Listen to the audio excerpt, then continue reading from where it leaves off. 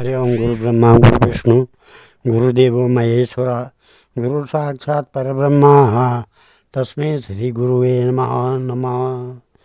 आदौ देवकी देवगर्भजननं गोपीगिरिवर्धनं मायापूतन जीवतापहरणं गोवर्धनोद्धारणं कंसच्छेदन कौरवादिहननं कुन्तीसुतापालनं एतत् श्रीमद्भागवतं पुराण कथितं श्रीकृष्णलीलामृतं निगमकल्पतरोर्गलितं फलं शुकमुखाद्रवमृतसंयुतं पिबत भागवतं रसमालया मुहुरो रसिका भुवि बाहुका। भगवान श्री कृष्ण चंद्र जी नारायण भगवान के चरण कमलों में, गुरु महाराज जी के चरण कमलों में नतमस्तक होकर हम ये श्रीमद् भागवत महापुराण के चतुर्थ स्कंद के अध्याय 29वां शुरू करने जा रहे हैं, जिसमें पुरंजनोपाख्यान का तात्पर्य दिया गया है। ओम प्राचीन बरीर्वाचा भगवस्ते वचो मास्वीर सम्यग वागम्यते कवयास्त्वाद्व्यानन्ति न वयं कर्म मोहिता। राजा प्राचीन बरी ने कहा, राज भगवान, मेरी समझ में आपके वचनों का अभिप्राय पूरा नहीं आ रहा है। विवेकी पुरुष ही इनका तात्पर्य समझ सकते हैं। हम कर्म मोहित जीव नहीं है। श्री नारद उवाचा पुत्रं पुरंजनं विद्यात् यदत् व्यनक्यमात्मना पुरम् एकद्विचित्र चतुष्पादं बहुपादं पादकं यो अभिज्ञात हृदयस्तस्य पुरुषस्य सखेश्वरा यत्र विजायते पुंभिर्नामभिर्वा क्रिया गुणे यदा जिगृक्षन् पुरुषः काश्रयेन प्रकृते गुणान् नवद्वारं द्विजाहस्तान्ध्री तथा मनुत्तर साध्वति बुद्धितं प्रमदा विद्यान्मामहीत यत्कृतं यामादिष्टाय देशमिन् पुमान् भुक्ते क्षभिर्गुणान् सखाय इन्द्रिया गणा ज्ञानं कर्म च यत्कृतं शक्यस्तद्वृत्तया प्राण पंचवृत्तिर्यथोरगः विवाद्वलं मनो विद्यात् उभयेन्द्रिय नायकं पंचाला पंचविषया यन्मध्ये नवखं पुरम् अक्षिणी नासिके कर्ण मुखं शिशु नुदावती द्वे द्वारो बहिर्यार्ति यदस्तान्द्रिय संयुता अक्षिणी नासिके अस्यात् इदं पंचपुरा कृता दक्षिणा कर्णा उत्तरा च उत्तरा स्मृता पश्चिमेत्यदो द्वारो गुदं शिष्याम्योच्यते खद्योता विमुखी चात्रा नेत्रे एकत्र निर्मिते रूपं विभ्राजितं ताभ्यं विचष्टे चक्षुषेश्वरा नालिनी नासे गन्धसौरा च उच्यते घ्राणवद्भूत मुख्यासं विपणो वाग्रसं विद्रसाः। श्री नारद जी कहते हैं, राजन, पुरंजन नगर का निर्माता जीव है, जो अपने लिए 1 2 3 4 अथवा बहुत पैरों वाला या बिना पैरों का शरीर रूप पूर्ण नगर तैयार कर लेता है। उस जीव का सखा, जो अभिज्ञात नाम से कहा गया है, वह ईश्वर है, क्योंकि किसी भी प्रकार के नाम गुण अथवा कर्मों से जीवों को उसका पता नहीं चलता। जीव ने जब सुख दुख रूप सभी प्राकृतिक विषयों को भोगने की इच्छा की, तब उसने दूसरे शरीरों की अपेक्षा 9 द्वार 2 हाथ और 2 पैरों वाला मानव देह की पसंद किया।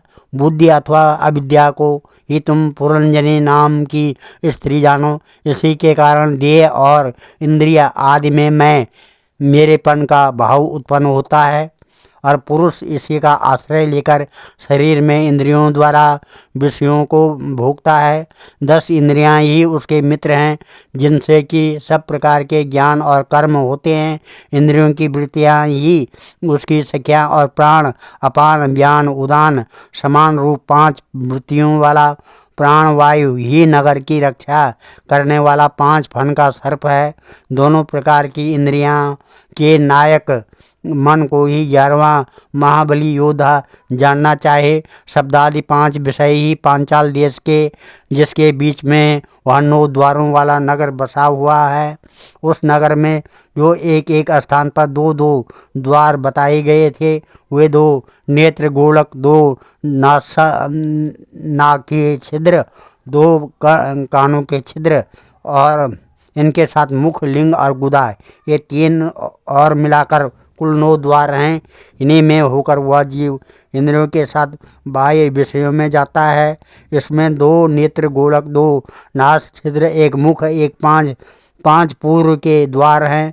दाहिने कान को दक्षिण का और बाएं कान को उत्तर का द्वार समझना चाहिए। गुदा और लिंग, ये नीचे 2 छिद्र पश्चिम के द्वार हैं। खद्योता और आवर्मुखी नाम के 2 द्वार एक स्थान पर बतलाए गए थे, वे नेत्र गोलक हैं तथा रूप विभ्राजित नामक देश है, जिसका इन द्वारों से जीव चक्षु माने आँख इंद्रियों की सहायता से अनुभव करता है। आँख इंद्रियों को ही पहले धूमान नाम का सखा कहा गया है। दोनों नासाछिद्र ही नलिनी और नालिनी नाम के द्वार हैं और नासिका विषय गंध ही सौरभ देश है तथा घ्राणेन्द्रिय अवधूत नाम का मित्र है। मुख्य नाम का द्वार है, उसमें रहने वाला वागेंद्रिय विपण है और रसेंद्रिय रसविद रसज्ञ नाम का मित्र है।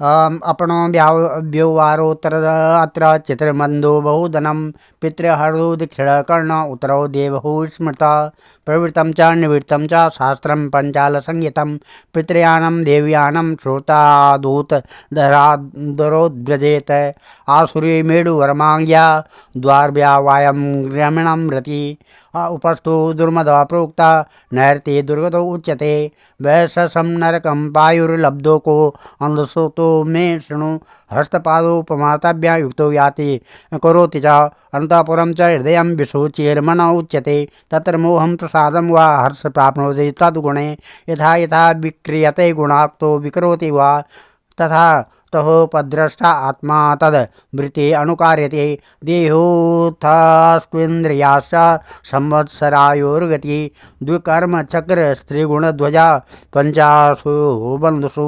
मनोरश्मिर्बुद्धिमतो हनीडो द्वन्द्वकुबरा पंचेन्द्रियार्थ प्रक्षेप सप्तधातुर्वरुधक आकुतिर्विक्रमो भावो मृगतृष्णा प्रधावति एकदशेन्द्रिय वाचामु पंचसूर्णा विनोदकृत संवत्सरा चंडवेग कालो योनोपलक्षिता तस्या हानिय गंधर्वा गंधर्व्यो रात्र्य स्मृता हरन्त्यासो परिक्रांत्या षष्ट्यो उत्तरशतत्रयम् कालकन्या जरासाक्ष लोकस्तां नाभिनन्दति सुसारं जगृहे मृत्युक्षयाय यवनेश्वर आदयो व्याधो यस्तस्य सैनिका यवनाश्रया भूतपसर्गा सूरया प्रज्वारो द्विविधो जराः एवं बहुर्विधैर्दुःखैर् देवे भूतात्मा संभवे क्लिश्यमाना शतं वर्षं देहि तमोवृता प्राणेन्द्रियमनोधर्मान्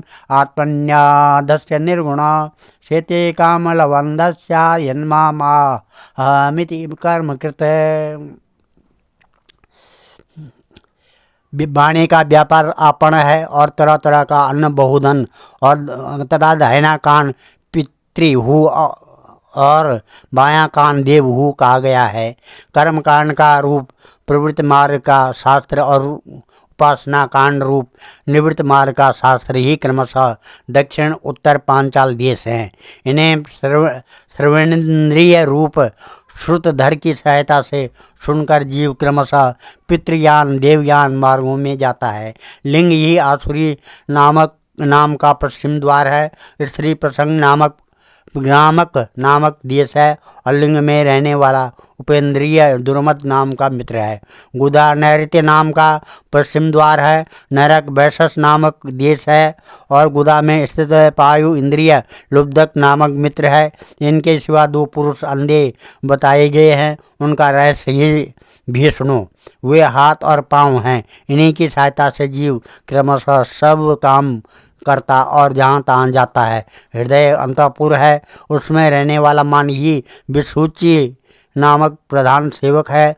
जीव उस मन के सत्वादि गुणों के कारण ही प्रसन्नता, हर्ष रूप विकार अथवा मोह को प्राप्त होता है। बुद्धि राम महिष पुरंजनी जिस जिस प्रकार स्वप्नावस्था में विकार को प्राप्त होती है और जागृत अवस्था में इंद्रिया आदि को विकृत करती है, उसके गुणों से लिप्त होकर आत्मा जीव भी उसी रूप में उसकी वृत्तियों का अनुकरण करने को बाध्य होता है। यद्यपि वस्तुतः वह उनका निर्विकार साक्षी मात्र ही है। शरीर ही रथ है, उसमें ज्ञानेन्द्रिय 5 घोड़े जुते हैं हुए हैं। देखने में संवत्सर रूप काल के समान ही उसका अप्रतिहत वेग है। वास्तव में वह गतिहीन है। पुण्य और पाप ये 2 प्रकार के कर्म ही उसके पहिए हैं। 3 गुण ध्वजा है 5 प्राण डोरिया है। मन बागडोर है। बुद्धि सारथी है। हृदय बैठने का स्थान। सुख दुख आदि द्वंद्व हुए इंद्रियों के 5 विषय उसमें रखे हुए आयुध हैं। और त्वचा आदि 7 धातुएं उसके आवरण हैं। 5 कर्मेंद्रिय उसकी 5 प्रकार की गति। इस रथ पर चढ़कर रथी रूप यह जीव मृग तृष्णा के समान मिथ्या विषयों की ओर दौड़ता है।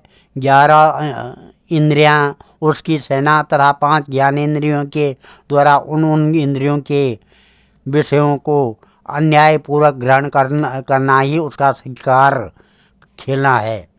जिसके द्वारा काल का ज्ञान होता है वह संवत्सर ही चंडवेग नामक गंधर्वराज है। उसके अधीन जो 360 गंधर्व बताए गए थे वे दिन ही हैं और 360 गंधर्वियाँ रात्रि हैं। वे बारी बारी से चक्कर लगाते हुए मनुष्य की आयु को हरते रहते हैं।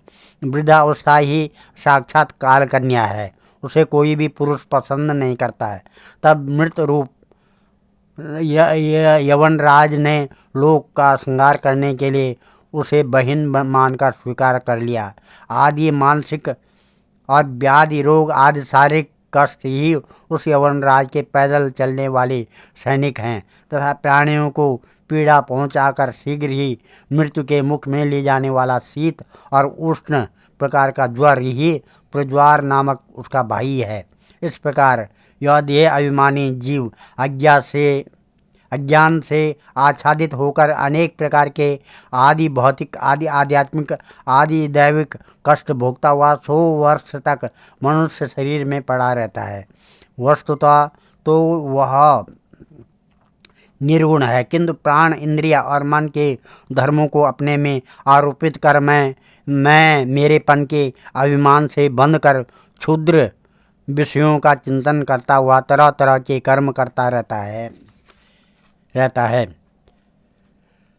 यदा आत्मा अभिज्ञाय भगवन्तं परम गुरुं पुरुषसो विजयेता गुणेषु प्रकृते स्वदृक् गुणाभिमाने सदा तदा कर्माणि कुरुते शुक्लं कृष्णं लोहितं वा यदा कर्माभिजायते शुक्लप्रकाशः भूयाष्टा लोकानां प्रोत्कर्षित दुःखोदरकान् क्रियाया शास्तमासो कोत्कटान् क्वचित् पुमान् क्वचित् स्त्री क्वचित् भयम् अंधधि देव मनुष्यातिरेग्वा यथा कर्म गुणं बहु क्षुत्परितो यथादीनां सारमेव गृहं चरन् विन्दते आदिश्यं दण्डमोदनमेव वा तथा काम सयोजी वा उद्यावच पथा भ्रमन् उपर्यदो वा मध्ये वा याति दृश्यं प्रियं दुःखे स्वेकातरेणापि देवभूतात्महेतुष जीवस्य वा व्यवच्छेद सा चेतत् प्रतिक्रिया यथा ये पुरुषो भारम शिष्या गुरु उद्वहन तम स्कंदेन सा आदते तथा सर्वा प्रतिक्रिया नैकांतता प्रतीकार कर्मणां कर्म केवलम द्वयम् उहा विदोत्सितं स्वप्ने वा नव अर्थे आव्यया विद्यो विदने वापि सश्रिते निवर्तने मनसा लिंग रूपेण स्वप्ने विचरितो यथा आत्मनार्थभूतस्य यथो अनर्थ परंपरा संस्कृतिर्तव्यस्वच्छेदो भक्त्या परमया गुरु।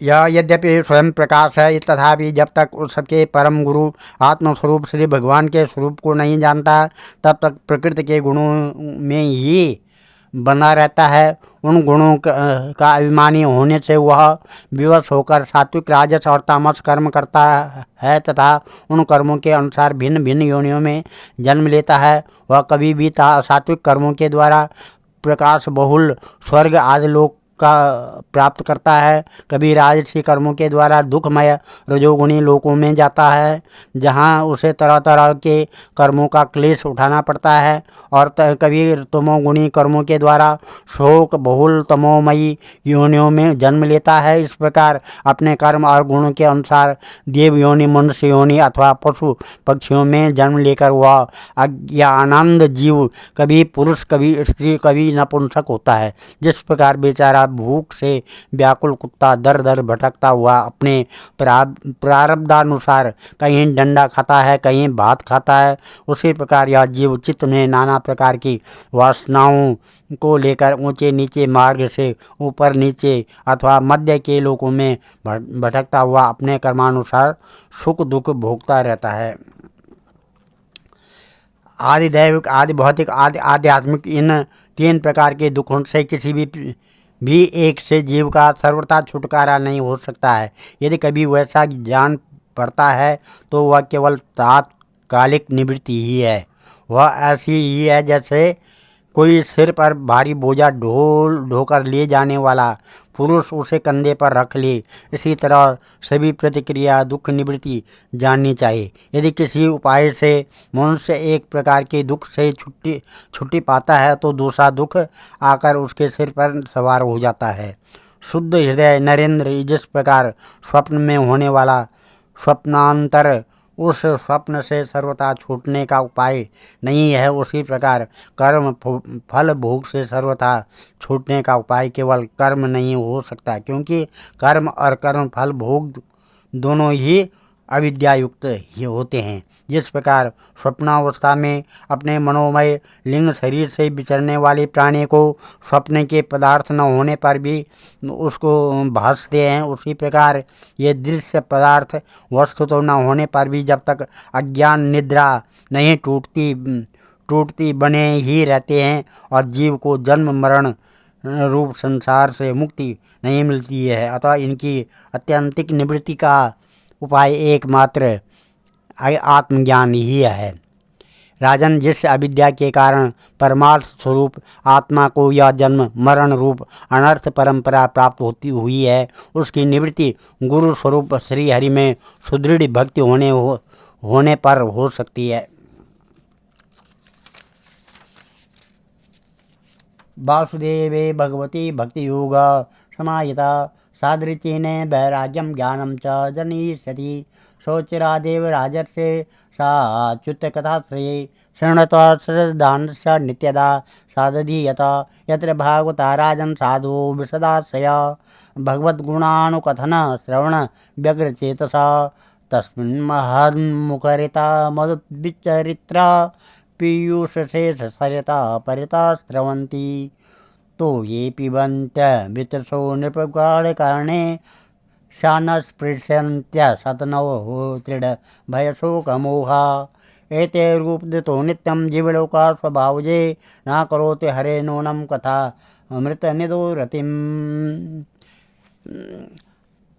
भगवान वासुदेव में एकाग्रता पूर्वक सम्यक प्रकार से किया हुआ भक्तिभाव ज्ञान और वैराग्य का आविर्भाव कर देता है। राजस से वह भक्ति भाव भगवान की कथाओं के आश्रित रहता है, इसलिए जो श्रद्धापूर्वक उन्हें प्रतिदिन सुनता या पढ़ता है उसे बहुत शीघ्र ही इसकी प्राप्ति हो जाती है। राजन, जहाँ भगवत गुणों को कहने और सुनने में तत्पर विशुद्ध चित्त भक्तजन रहते हैं, उस साधु समाज में सब और महापुरुषों के मुख से निकले हुए श्री मधुसूदन भगवान के चरित्र रूप शुद्ध अमृत की अनेकों नदियाँ बहती रहती हैं।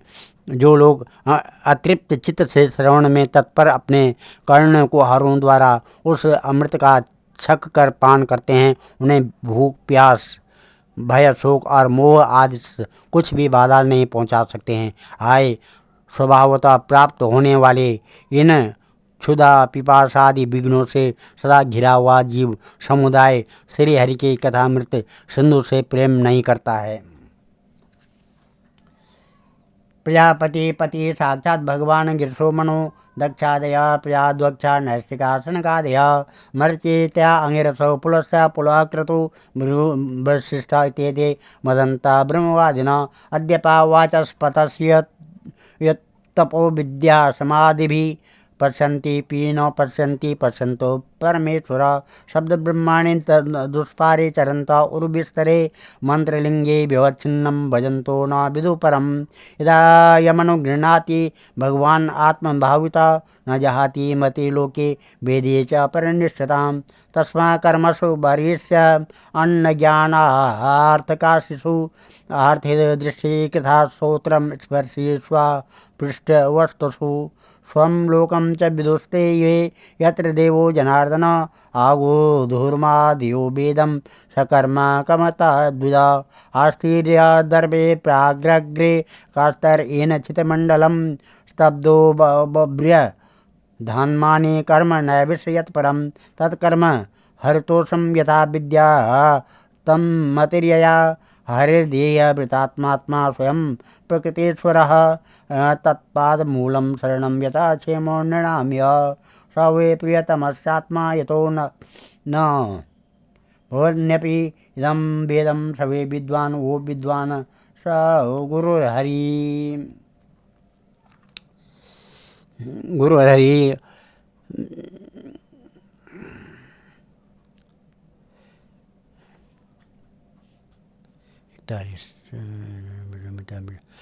साक्षात प्रजापतियों के पति ब्रह्मा जी भगवान शंकर स्वयंभू मनु दक्ष आदि प्रजापति गण सनकादि नैष्ठिक ब्रह्मचारी मरीच आत्रि अंगिरा पुलस्त्य पुलक्रतु भृगु वशिष्ठ और मैं ये जितने ब्रह्मवादी मुनिगण हैं समस्त वाग्मय अधिपति होने पर भी तप उपासना और समाधि के द्वारा ढूंढ ढूंढ कर हार गए, फिर भी उस सर्वसाक्षी परमेश्वर को आज तक न देख सके। वेद भी अत्यंत विस्तृत है, उसका पार पाना हंसी खेल नहीं है। अनेकों महानुभाव उसकी आलोचना करके मंत्रों में बताए हुए वज्रस्तत्वादि गुणों से युक्त हो इंद्रादि देवताओं के रूप में भिन्न भिन्न कर्मों के द्वारा यद्यपि उस परमात्मा का यही यजन करते हैं, तथापि उसके स्वरूप को वे भी नहीं जानते। हृदय में बार बार चिंतन किए जाने पर भगवान जिस समय जिस जीव पर कृपा करते हैं उसी समय वह लौकिक व्यवहार एवं वैदिक कर्म मार्ग की बद्धमूल आस्था से छुट्टी पा जाते हैं। भरीष्मन, तुम इन कर्मों में परमार्थ बुद्धि मत करो, ये सुनने में ही प्रिय जान पड़ते हैं, परमार्थ तो स्पर्श भी नहीं करते। ये जो परमार्थवत दिख पड़ते हैं इसमें केवल अज्ञान ही कारण है। जो मलिन मति कर्मवादी लोग वेद को कर्म परक बताते हैं वे वास्तव में उसका मर्म नहीं जानते हैं। इसका कारण यही है कि वे अपने स्वरूप भूत लोक आत्म तत्व को नहीं जानते हैं, जहाँ साक्षात श्री जनार्दन भगवान विराजमान हैं। पूर्व की अग्रभाग वाले कुशाओं से संपूर्ण भूमंडल को आच्छादित करके अनेकों पशुओं का वध करने से तुम बड़े कर्माभिमानी उद्धत हो गए हो, किंतु वास्तव में तुम्हें कर्म या उपासना किसी के भी रहस्य का पता नहीं है। वास्तव में कर्म तो वही है जिसमें से हरि को प्रसन्न किया जा सके, और विद्या भी वही है जिसमें भगवान में चित्त लगे। श्री हरि संपूर्ण देहधारियों के आत्मा नियामक और स्वतंत्र कारण है, अतः उनके चरण तल ही मनुष्यों के एकमात्र आश्रय हैं और उन्हीं से संसार में सबका कल्याण हो सकता है। जिसमें किसी को अणुमात्र भी भय नहीं होता है वही उसका प्रियतम आत्मा है। ऐसा जो पुरुष जानता है वही ज्ञानी, और जो ज्ञानी है वही गुरु एवं साक्षात श्री हरि है। नारदोवाच प्रश्न एवं ही संचिन्नो भवतः पुरतः सवा अत्र मे वदतो ग्रीवं निशामय सुनिश्चितं क्षुद्रचरं समनसं शरणं मिथित्वा रक्तं खडङ्ग्रे गणसमासुलब्धकर्णम् अग्रे विकानुस्त्रिपो विगणव्ययान्तं पृष्ठं मृगं मुनया लुब्धक बाणभिन्नम् अस्वार्थ सुम्नां सोमनं सधर्माणां स्त्रीणां शरणम् आश्रमे पुष्पमधुगन्धवच्छुद्रम कायत कर्म विपाकजं काम शुकलवं जयहं योपस्थादि विचन्वतं मिथुनी भूय तद्भिन्नोनिव मनसं खड़द्रिगुणं सामगी तव दति मनोहर वानिता द्विज नालापेष्वती तारामति प्रलोभित कर्णमग्रे वृक यूथ वदात्मनः आयुर्हरतो हो रात्रांत कालरव विशासान विगणस्य गृहेषु विहरन्तरं पृष्ठता एव परोक्ष मनोप्रवृत्त लुब्धक कृतान्त सोरण यामीय परिविद्यति तस्मिन् वा अहोराजन् भिन्न हृदयं द्रष्टु अर्हति स्वत्वं विचक्ष मृगचेष्टितमात्मनन्तो चित्तं नियस्य हृदयकर्णधुनि चित्ते जयङ्गनान् श्रमसत्तमयूथगातं प्रणीय हंसशरणं विरमं क्रमेण। श्री नारद जी कहते हैं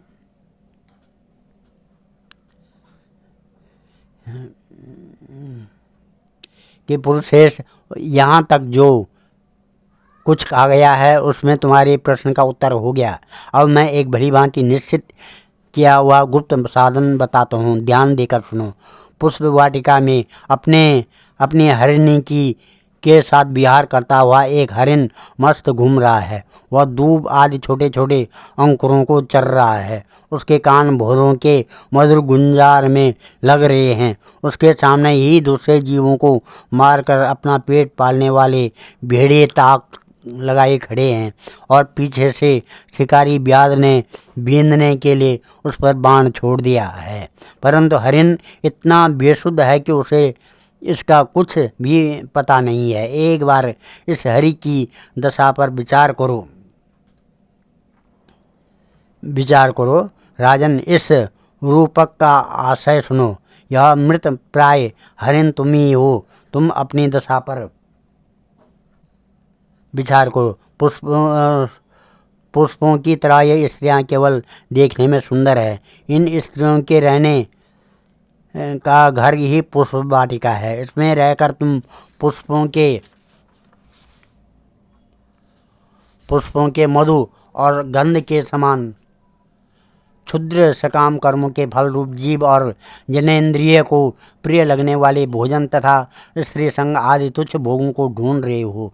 स्त्रियों से घिरे रहते हो और अपने मन को तुम उन्हीं में फंसा रखा है। स्त्री पुत्रों का मधुर भाषण ये भौरों का मंजूर गुंजार है। तुम्हारे कान उसी में अत्यंत आसक्त हो रहे हैं। सामने ही भेड़ियों के झुंड समान काल के अंश दिन और रात तुम्हारी आयु को हर रहे हैं, परंतु तुम उनकी कुछ भी परवाह न कर गृहस्थी के सुखों में मस्त हो रहे हैं। तुम्हारे पीछे गुपचुप लगा हुआ कि शिकारी काल अपने छिपे हुए बाणों से तुम्हारे हृदय को दूर से ही बींध डालना चाहता है। इस प्रकार अपने को मृग की सी स्थिति में देकर तुम अपने चित्त को हृदय के भीतर निरुद्ध करो और नदी की भांति प्रवाहित होने वाली श्रवणेन्द्रिय की बाह्य वृत्ति को चित्त में स्थापित करो, अंतर्मुखी करो। जहाँ कामी पुरुषों की चर्चा होती रहती है उस गृहस्थ आश्रम को छोड़कर परमहंसों के आश्रय श्री हरि को प्रसन्न करो और क्रमशः सभी विषयों से विरक्त हो जाओ।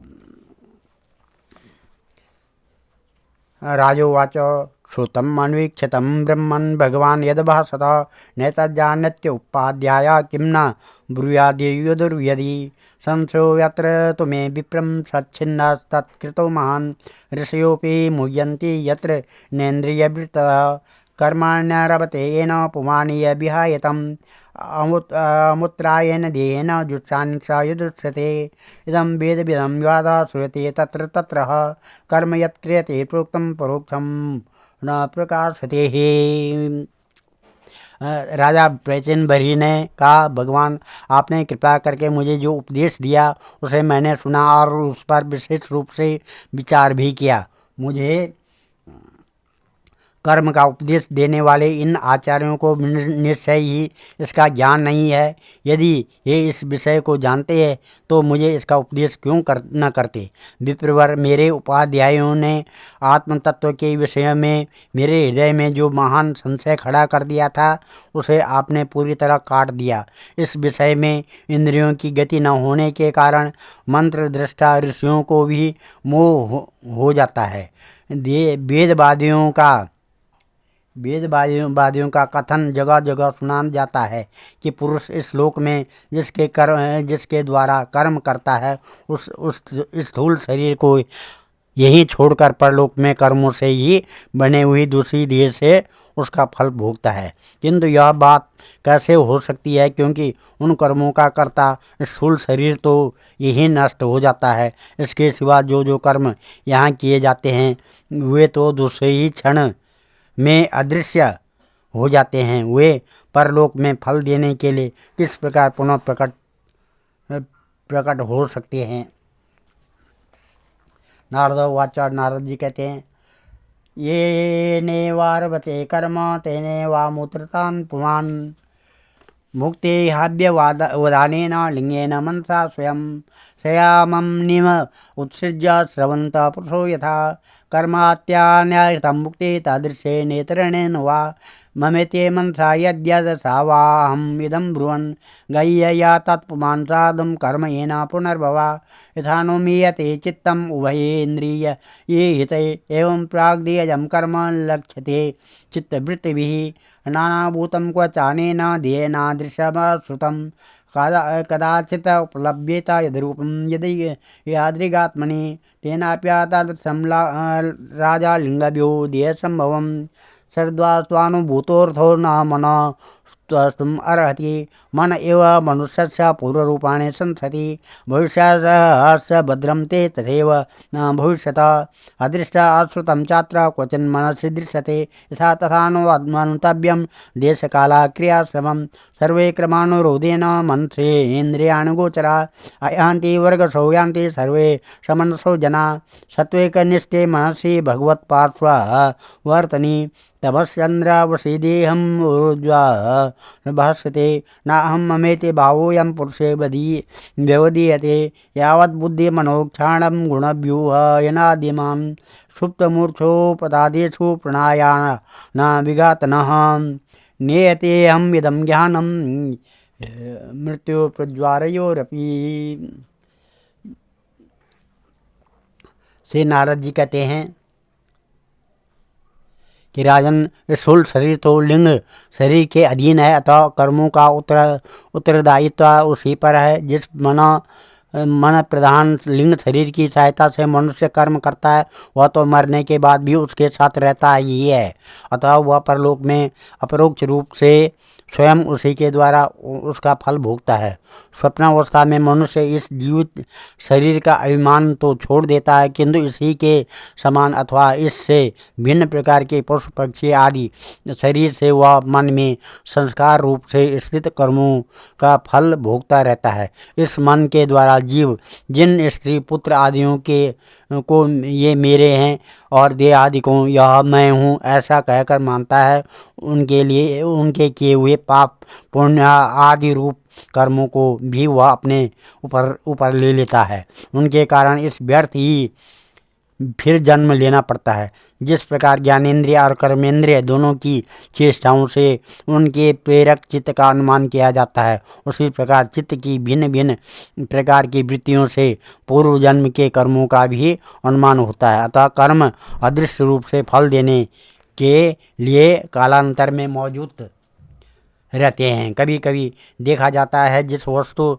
इस शरीर वस्तु का शरीर से कभी अनुभव नहीं किया, जिसे न कभी देखा न सुना ही है, उसका स्वप्न में वह जैसी होती है वैसे ही अनुभव हो जाता है। राजन, तुम निश्चय मानो कि लिंग देह के अभिमानी जीव को उसका अनुभव पूर्व जन्म में हो चुका है, क्योंकि जो वस्तु अब पहले अनुभव की हुई नहीं होती है उसी के मन में वासना भी नहीं हो सकती है।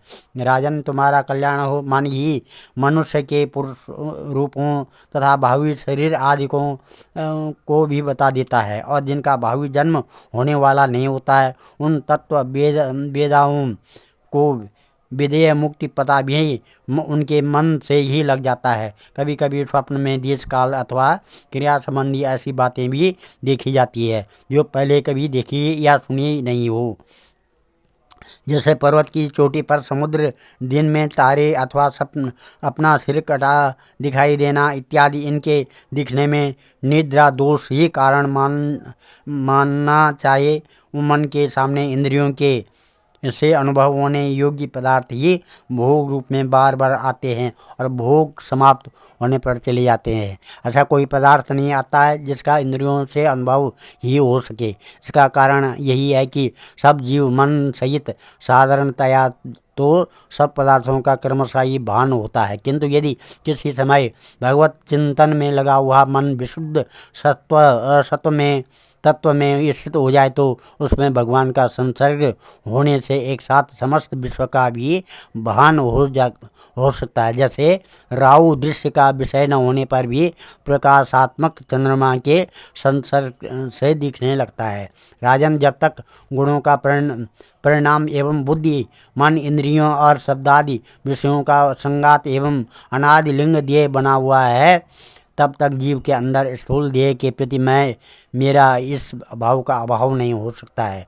सुषुप्ति, मूर्छा, अत्यंत दुख तथा मृत्यु और तीव्र ज्वर आदि समय भी इंद्रियों की व्याकुलता के कारण मैं और मेरेपन की स्पष्ट प्रतीत नहीं होती है, किंतु उस समय भी उनका अभिमान तो बना ही रहता है।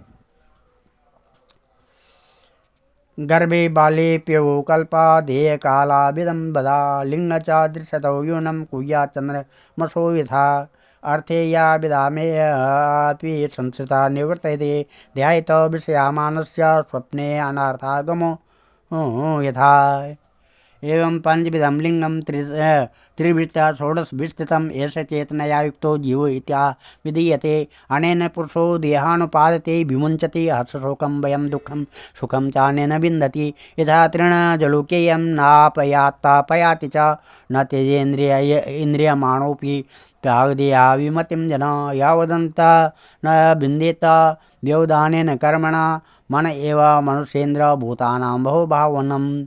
यदा चरितां ध्यायन् कर्माण्या चिनुते सत्कृतं सते कर्माण्य विद्यायां बन्ध कर्मण्यनात्मना अतस्तदपवादार्थं भज सर्वात्मनां हरिं पश्यं तदात्मकं विश्वं स्तुत्या प्रत्यपप्यय यतः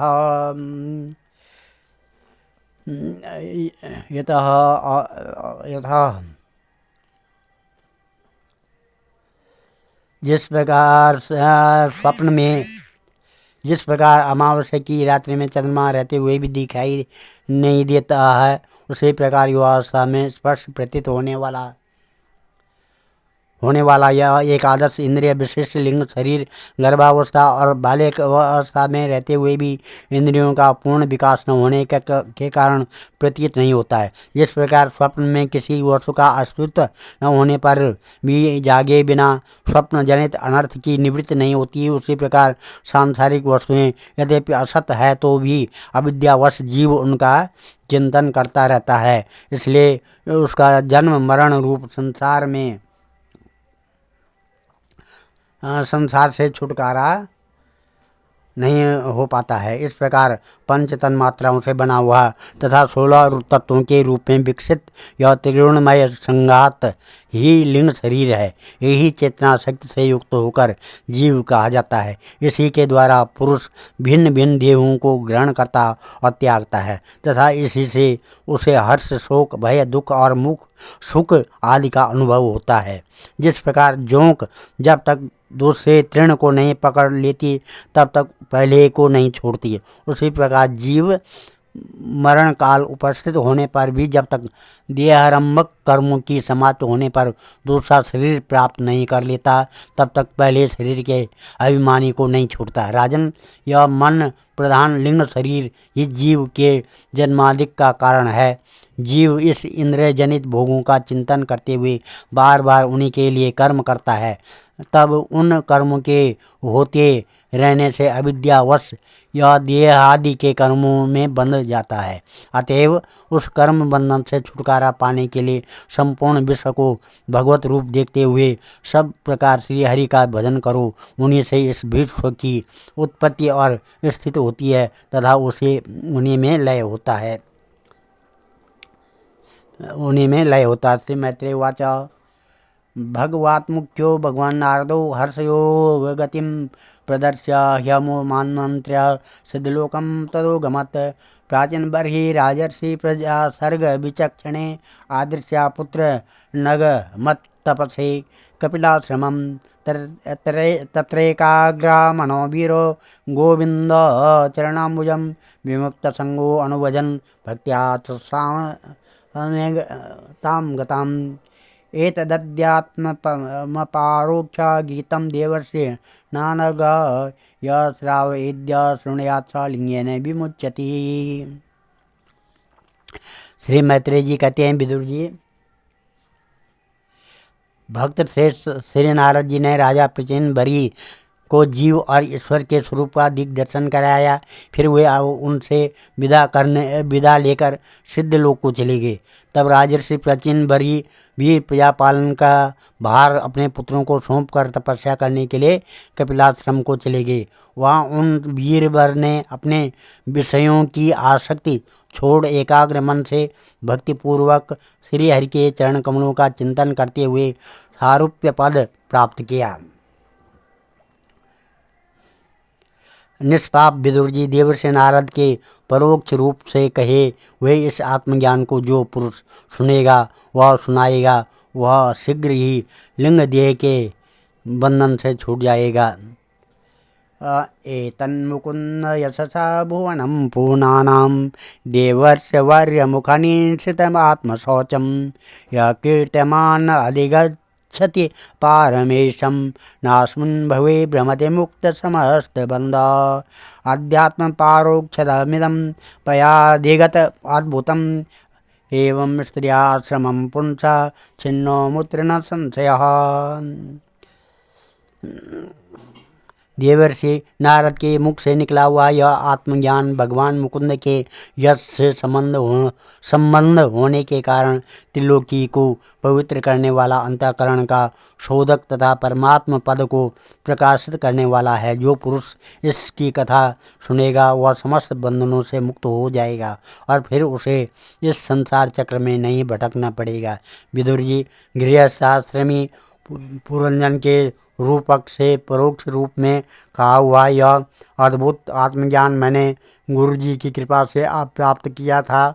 इसका तात्पर्य समझ लेने से बुद्धि युक्त जीव का देह अभिमान निवृत्त हो जाता है तथा उसका परलोक में जीव किस प्रकार कर्मों का फल भोगता है वह संशय भी मिट जाता है। आज हम इस अध्याय को यहीं पर समाप्त कर और कथा को यहाँ पर विराम देते हैं और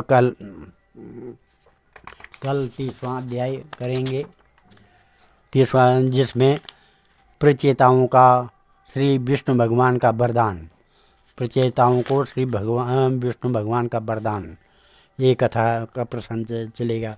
ओम मंगलम भगवान विष्णु मंगलम गरुड़ध्वजा मंगलम पुंडरीकाक्षा मंगलाय तनोहरि। श्री कृष्ण गोविंद हरे मुरारे। हे नाथ नारायण वासुदेवा, हे नाथ नारायण वासुदेवा, हे नाथ नारायण वासुदेवा। ध्येयं सदा परिभवग्नमविष्टदोहं तीर्थात्पदं शिवविरञ्जनुतं शरणं भृत्यात्यं प्रणतपालभवाब्धिपूतं वन्दे महापुरुषते चरणारविन्दं। मंगलम भगवान शंभो मंगलम वृषभध्वजा मंगलम पार्वतीनाथ मंगलाय शिव शंकर सर्वमंगल मांगल्ये शिवे सर्वार्थ साधिके शरणे त्र्यंबके गौरी नारायणी नमस्तुते। ओम स नारायणी नमस्ते अन्नपूर्णे सदापूर्णे शंकर प्राण बलवे ज्ञान सौभाग्य सिद्ध्यर्थम भिक्षाम दे च पार्वती या श्री स्वयं सुखितना भुवनेश्वर लक्ष्मी पापात्मनां कृतदया मृदेश बुद्धि श्रद्धा सदाम कुलजन प्रभुर्ष लज्जाता त्वां नता स्मृन् परिपालय देवी विश्वं सर्वे भवन्तु सुखिनः सर्वे सन्तु निरामया सर्वे भद्राणि पश्यन्तु मां कश्चित् दुःखभाग् भवेत्। धन्यवाद।